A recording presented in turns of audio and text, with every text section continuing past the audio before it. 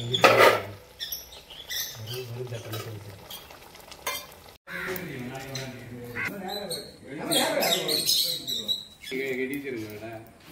4 மூடை இருக்கு அவ்வளோதான்.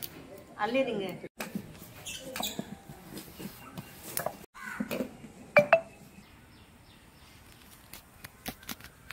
ரவுண்டா பண்ணணும். அது நல்ல பழைய ஆளுக்கு ட்ரைனிங் உள்ள இருக்கு.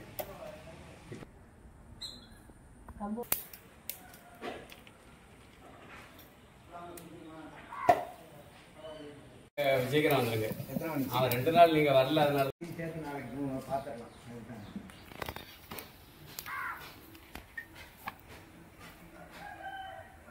கோதுமை நம்ம அரைச்சி செஞ்சோம்னா அந்த மாவு நல்லா இருக்கு. மக்களே, இந்த ஒரு வீடியோ நம்ம பார்க்க போகிறது நிறைய கிராமப்புறங்களோட பாரம்பரியமான உணவு வகைகளை பார்க்குறோம். மக்காச்சோளத்தில் ரொட்டி செஞ்சு அந்த ரொட்டிக்கு ஒரு சுவையான கத்திரிக்காவிலே வந்து ஒரு குழம்பு போல் வந்து ரிங்கன் மசாலா அப்படிங்கிற ஒரு மசாலா வகையும் செஞ்சு சாப்பிடக்கூடிய குஜராத் மக்களோட ஒரு பாரம்பரியமான ஒரு உணவு வகையை தான் இந்த வீடியோவில் நம்ம பார்க்க போகிறோம். வாங்க.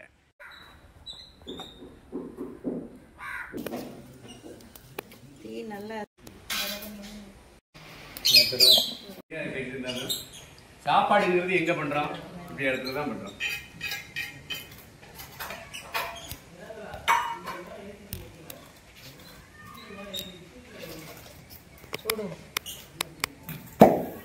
இதாங்க மக்காய் ரொட்டி, மக்காச்சோள ரொட்டி, வெள்ளை மக்காச்சோள ரொட்டி. வட மாநிலத்தில், குஜராத்தில், ராஜஸ்தானில் எல்லா இடத்துலையும் இப்படி தான் மரத்துக்கு அடுப்பு இருக்கும்.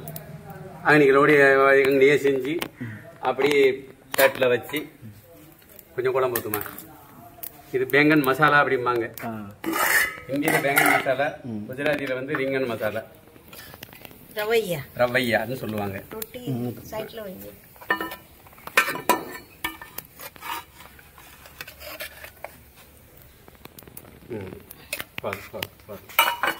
இருக்கட்டும்.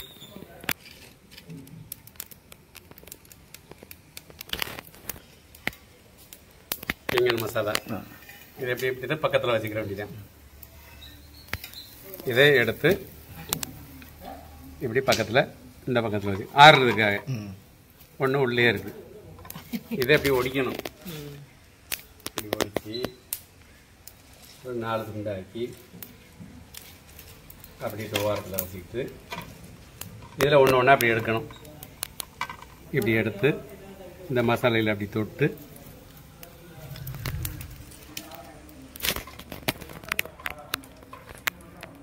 இந்த மசாலையில் அப்படி தொட்டு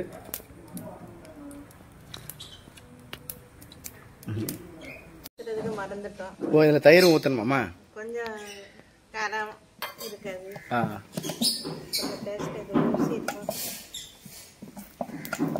ஓ, காரத்தை கம்மி பண்ணால் கொஞ்சம் தயிர் ஊற்றிக்கிடுவீங்க. அவங்க இந்த புளி சேர்க்க மாட்டாங்க. யாருங்க சார்? கர்நாடகாரங்க புளி சேர்க்க மாட்டாங்க. புளி சேர்க்க மாட்டாங்களா? அதுக்கு என்னன்னா தயிர் கொஞ்சம் இல்லை.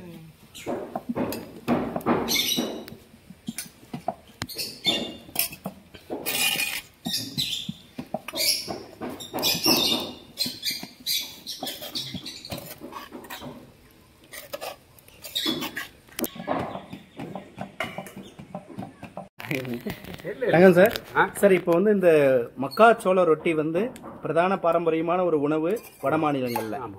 இது போல இன்னும் சிறுதானிய உணவுகளை அதிகம் எடுத்துக்கிறாங்க. ரொம்ப எடுத்துக்கிறாங்க.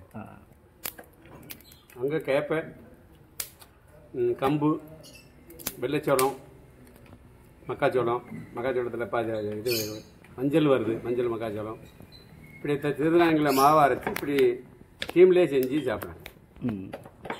அதுல கோட்டு இது மட்டும் கிரேவி மட்டும் என்ன பிடிக்குதோ அவங்களுக்கு கலாச்சாரப்படி என்ன சாப்பிடுறீங்களோ அதை செஞ்சுக்கிறாங்க. ரொட்டில செய்யறது இப்படித்தான். எந்த மாவா இருந்தாலும் இப்படித்தான் செய்யுது. அப்ப அதிகமா சப்பாத்தி மட்டும்தான் சாப்பிடுவாங்கலாம் கிடையாது?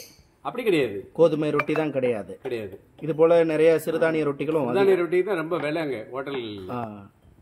கம்பரிசி ரொட்டிக்கு ரொம்ப டாப் விலைங்க. அதுக்கடுத்து மக்கா. பஞ்சாப் ஹரியானால போங்க, மக்கா ரொட்டி தான். மக்கா ரொட்டி சாப்பிட்றீங்களா அப்படிம்பாங்க.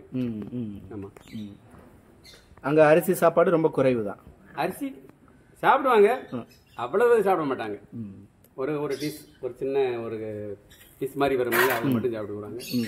அது டால் பாத் அப்படிம்பாங்க. பருப்பும் சோறும் எல்லாம் சாப்பிட்டு கொஞ்சம் போல பருப்பு சோறு சாப்பிட்டு எந்திரிக்கிறது அங்கே ஒரு பழக்கம்.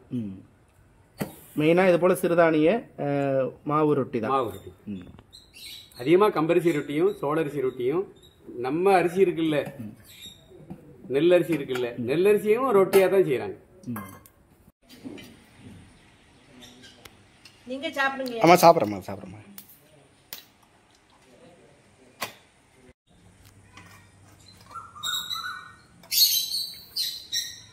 தம்பி நீங்களும்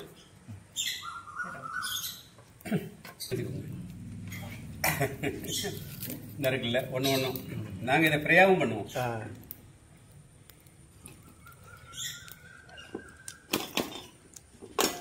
ரொம்ப நல்லா இருக்கு.